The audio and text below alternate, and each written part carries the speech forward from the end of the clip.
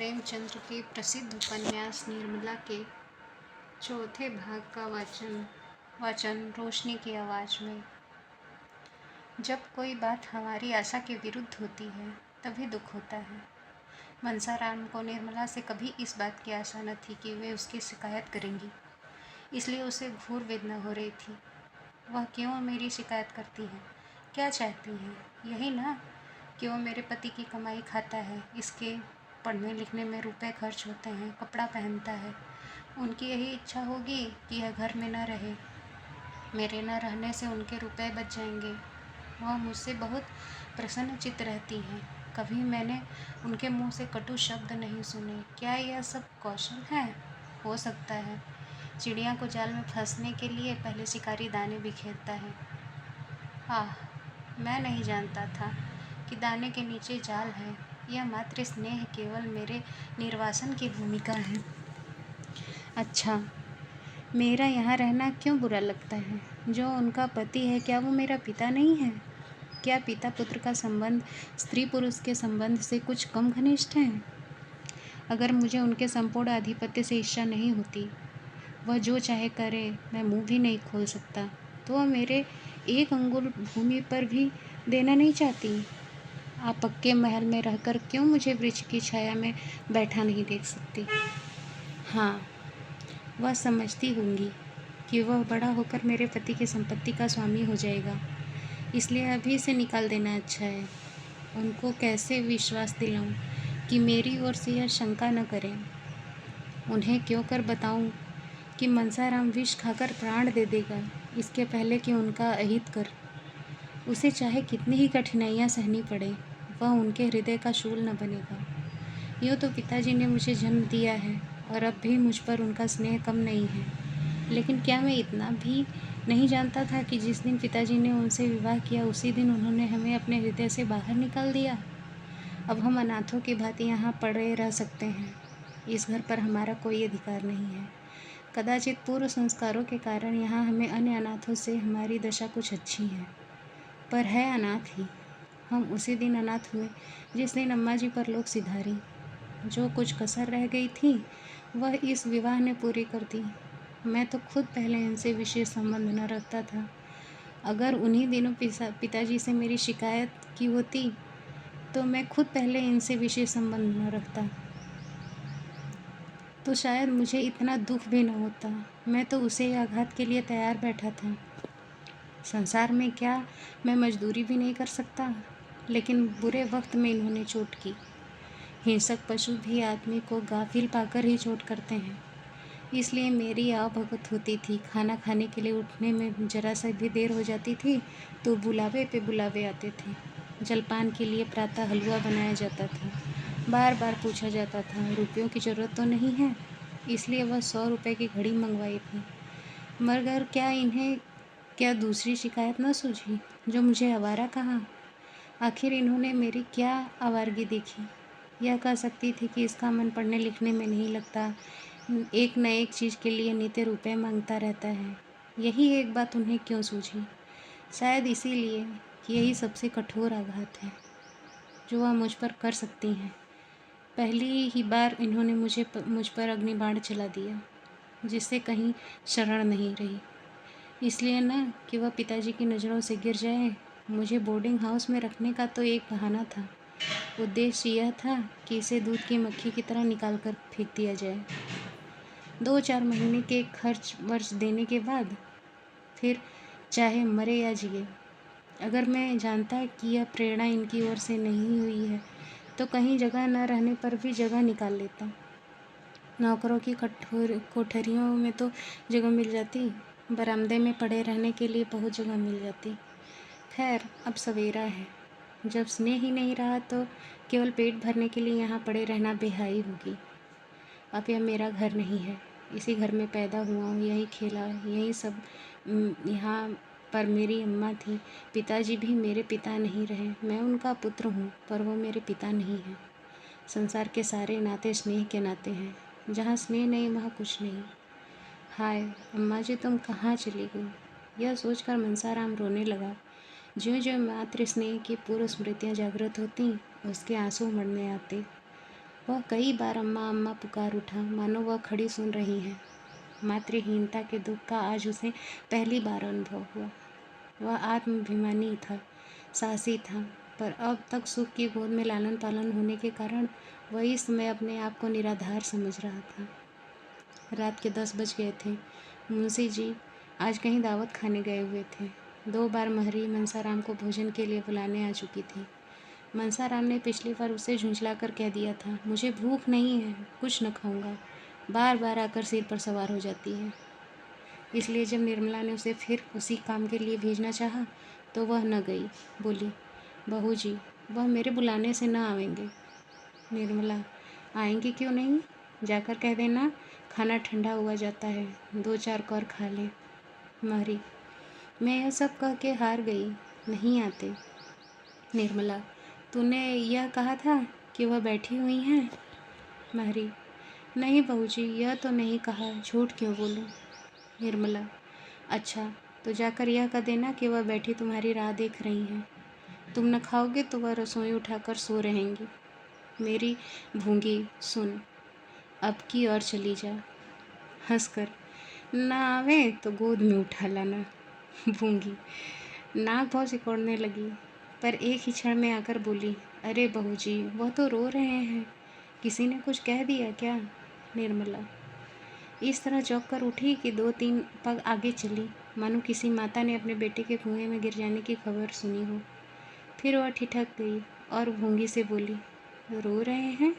तूने पूछा नहीं क्यों रो रहे हैं? भूंगी, नहीं बहू जी, यह तो नहीं पूछा, झूठ क्यों बोलूं। वह रो रहे हैं, इस निस्तब्ध रात्रि में अकेले बैठे हुए रो रहे हैं। माता की याद आई होगी, कैसे जाकर उन्हें समझाऊं? हाय, कैसे समझाऊं? यहाँ तो चीखते नाक कटती है। इधर तुम साक्षी हो, अगर मैंने तुम्हें भूल से कुछ भी कहा हो तो वह मेरे आगे आए, मैं क्या करूं? वह दिल में समझाते हुए कि इसी ने पिताजी से मेरी शिकायत की होगी, कैसे विश्वास दिलाओगे? मैंने कभी तुम्हारे विरुद्ध एक शब्द मुंह से नहीं निकाला। अगर मैं ऐसे देव कुमार के से चरित्र रखने वाली वो का बुरा चेतूं तो मुझसे बढ़कर राक्षसी संसार में न होगी। निर्मला देखती थी कि मनसाराम का स्वास्थ्य दिन दिन बिगड़ता जाता था। वह दिन दिन दुर्बल होता जाता था। उसके मुख की निर्मल कांति दिन दिन मलिन होती जाती थी। उसका साहस बदन संकुचित होता जाता था। इसका कारण भी उसे छिपा न था। वह इस विषय में अपने स्वामी से कुछ न कह सकती थी। यह सब देखकर उसका हृदय विदीर्ण होता रहता था, पर उसकी जबान न खुलती थी। वह कभी कभी मन में झुंझलाती कि मनसाराम क्यों जरा सी बात पर इतना शोक करता है? क्या इसलिए आवारा कहने से वह आवारा हो जाएगा? मेरी और बात है, एक जरा सा शक मेरा सर्वनाश कर सकता है, पर उसे ऐसी बातों की इतनी फिक्र क्यों है? उसके जी में प्रबल इच्छा हुई कि चलकर उन्हें चुप कराऊं और लाकर खाना खिला दूं। बेचारे रात भर भूखे पड़े रहेंगे। हाय, मैं इस उपद्रव की जड़ हूँ। मेरे आने के पहले इस घर में कितनी शांति का राज्य था। पिता को बालकों से स्नेह था, बालक पिता को प्यार करते थे। मेरे आते ही सारी बाधाएं आ खड़ी हुई। इनका अंत क्या होगा भगवान ही जाने। भगवान मुझे मौत क्यों नहीं देते? बेचारा अकेले भूखों पड़ा है। उस वक्त ये मुंह जूठा करके उठ गया था, और उसका आहार ही क्या है? जितना वह खाता है उतना तो 2-4 साल के बच्चे खा जाते हैं। निर्मला चली, पति के इच्छा के विरुद्ध चली। जो नाते में उसका पुत्र होता था उसी को मनाने जावे उसका हृदय कांप रहा था। उसने पहले रुक्मिणी के कमरे की ओर देखा। वह भोजन करके बेखबर सो रही थी। फिर बाहर कमरे की ओर गई। वहाँ सन्नाटा था। मुंशी अब तक न आए थे। यह सब देखभाल कर वह मनसाराम के कमरे के सामने जा पहुँची। कमरा खुला हुआ था। मनसाराम एक पुस्तक सामने मेज पर रखकर सिर झुकाए बैठा हुआ था, मानो शोक की चिंता की सजीव मूर्ति हो। निर्मला ने पुकारना चाहा, पर उसके होठ कंठ से आवाज़ न निकली।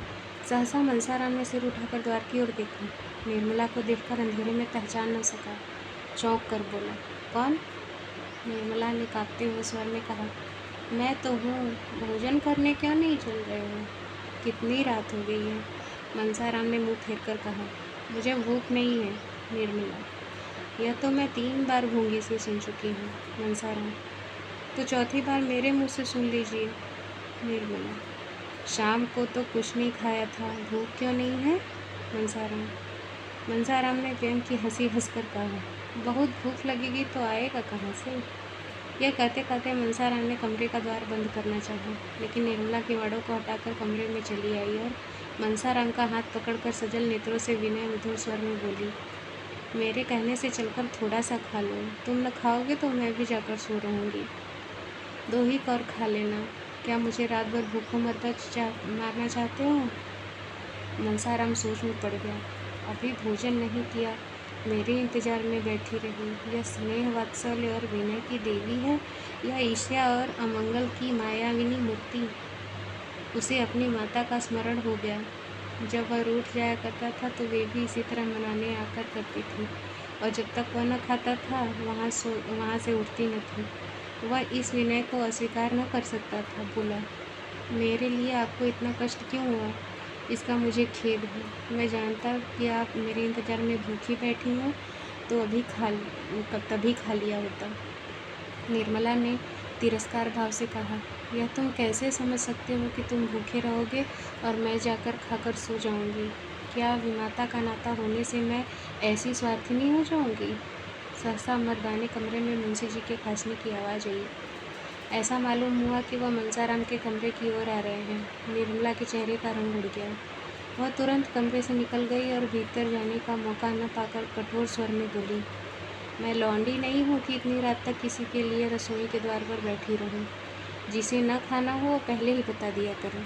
मुंशी जी ने निर्मला को वहाँ खड़े देखा। यह अनर्थ, यह यहाँ क्या करने आ गई? बोले, यहाँ क्या कर रही हो? निर्मला ने कर्कश स्वर में कहा, कर क्या रही हूँ? अपने भाग्य को रो रही हूँ। बस सारी बुराइयों की जड़ मैं ही हूँ। कोई इधर उठाए, कोई उधर मुँह फुलाए खड़ा है। किस किस को मनाऊँ और कहाँ तक मनाऊँ? मुंशी जी कुछ चकित होकर बोले, क्या बात है? निर्मला, भोजन करने नहीं जाते और क्या बात है? 10 दफ़े महरी को भेजा, आखिर आप दौड़ी आई। इन्हें तो इतना कह देना आसान है, मुझे भूख नहीं है। यहाँ तो घर भर की लौंडी हूँ। सारी दुनिया मुँह पे काली पोतने को तैयार है। किसी को भूख न हो पर कहने वालों को यह कहने से कौन रोकेगा कि पिशाचिनी किसी को खाना नहीं देती? मुंशी जी ने मनसाराम से कहा, खाना क्यों नहीं खा लेते जी?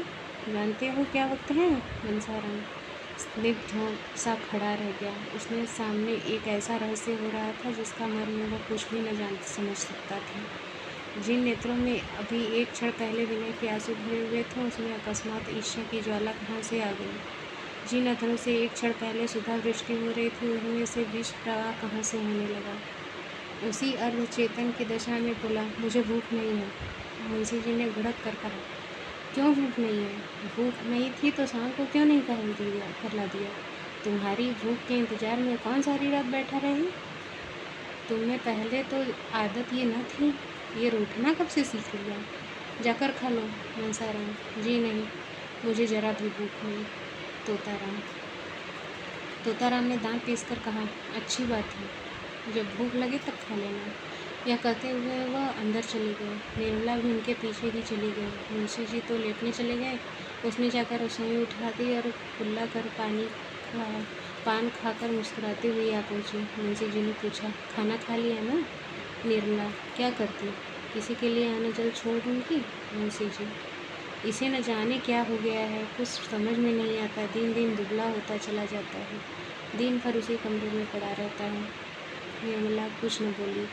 वह चिंता के अपार सागर में डुबकियाँ खा रही थी। मनसाराम ने मेरे भाव परिवर्तन को देखकर दिल में क्या क्या समझ लिया होगा। क्या उसके मन में यह प्रश्न उठ रहा होगा कि पिताजी को देखते ही इसकी त्योरियाँ क्यों बदल गईं?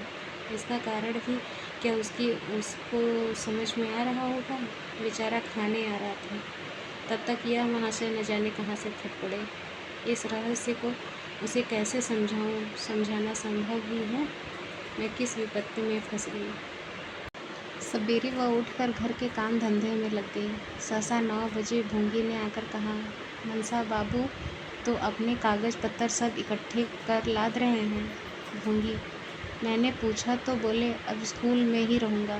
मनसाराम, प्रातःकाल उठकर अपने स्कूल के हेडमास्टर साहब के पास गया था और अपने रहने का प्रबंध कराया था। हेडमास्टर साहब ने पहले तो कहा, यहाँ जगह नहीं है। तुमसे पहले के कितने ही लड़कों का प्रार्थना पत्र यहाँ पड़ा हुआ है। लेकिन जब मनसाराम ने कहा मुझे जगह न मिलने तो कदाचित मेरा पढ़ना न हो सके और मैं इम्तिहान में शरीक न हो सकूं, तो हेडमास्टर साहब को हार माननी पड़ी। मनसाराम के प्रथम श्रेणी में पास होने की आशा थी। अध्यापकों को विश्वास था कि वह उस शाला की कीर्ति को उज्ज्वल करेगा। हेडमास्टर साहब ऐसे लड़कों को कैसे छोड़ सकते थे। उन्होंने अपने दफ्तर का कमरा खाली कर दिया, इसलिए मनसाराम वहाँ से आते ही अपना सामान इकट्ठे कर लादने लगा। मुंशी जी ने कहा, अभी ऐसी क्या जल्दी है, 2-4 दिन में चले जाना। मैं चाहता हूँ तुम्हारे लिए कोई अच्छा सा रसोइया ठीक कर दूँ। मनसाराम, वहाँ का रसोइया बहुत अच्छा भोजन पकाता है। मुंशी जी, अपने स्वास्थ्य का ध्यान रखना, ऐसा न हो कि पढ़ने के पीछे स्वास्थ्य खो बैठो। मनसाराम, वहाँ 9 बजे के बाद कोई पढ़ने नहीं पाता और सबको नियम के साथ खेलना पड़ता है। मुंशी जी, बिस्तर क्यों छोड़ देते हो, सोओगे किस पर। मनसाराम, कंबल दिया जाता है, बिस्तर जरूरी नहीं है। मुंशी जी, कहाँ जब तक तुम्हारा सामान रख रहा है, जाकर कुछ खा लो। रात को भी तुमने कुछ नहीं खाया था। मनसाराम, वहीं खा लूँगा, रसोइये से भोजन बनाने को कहा आया हूँ, यहाँ खाने लगूँगा तो देर होगी। घर में जियाराम और सियाराम की भी भाई के साथ जाने के लिए जिद कर रहे थे। निर्मला उन दोनों को बहला रही थी, बेटा वहाँ छोटे बच्चे नहीं रहते, सब काम अपने ही हाथ से करना पड़ता है। एकाएक रुक्मिणी ने आकर कहा, तुम्हारा वज्र का हृदय है महाराज। लड़के ने रात को भी कुछ नहीं खाया, इस वक्त भी बिना खाए पिए चला जा रहा है और तुम लड़के के लिए बातें कर रही हो। उसको तुम जानती नहीं हो। यह समझ लो कि वह स्कूल नहीं जा रहा, वनवास ले रहा है, लौटकर फिर ना आएगा। यह उन लड़कों में नहीं है जो खेल में मार भूल जाते हैं, बात उसके दिल पर पत्थर की लकीर हो जाती है। निर्मला ने कतार स्वर में कहा, क्या करूं दीदी जी, वह किसी को की सुनते ही नहीं। आप जरा जाकर बुला लें, आपके बुलाने से आ जाएंगे। रुक्मिणी, आखिर क्या हुआ जिस पर भागा जाता है। घर से उसका जी उचटा न होता था। उसे तो अपने घर के सिवा और कहीं अच्छा ही न लगता था। तुम्ही ने उसे कुछ कहा होगा या उसकी कुछ शिकायत की होगी। क्यों अपने लिए कांटे पो रही हो। रानी, घर को मिट्टी में मिलाकर चैन से न बैठने पाओगी। निर्मला ने रो रो कर कहा, मैंने उन्हें कुछ नहीं कहा हो तो मैंने उन्हें कुछ भी कहा हो तो मेरी ज़बान कट जाए। हाँ, सौतेली माँ होने के कारण बदनाम तो हूँ ही। आपके हाथ जोड़ती हूँ, जरा जाकर उन्हें बुला लाइए। रुक्मिणी ने तीव्र स्वर में कहा, तुम क्यों नहीं बुला लाती, क्या छोटी हो जाओगी। अपना होता तो क्या इतनी इसी तरह बैठी रहती। निर्मला की दशा उस पंखहीन पक्षी की तरह हो रही थी जो सर्प को अपनी ओर आते देखकर उड़ना चाहता था पर उड़ नहीं सकता। उछलता है गिर पड़ता है, पंख फड़फड़ा कर रह जाता है। उसका हृदय अंदर भी तड़प रहा था पर बाहर न जा सकती थी।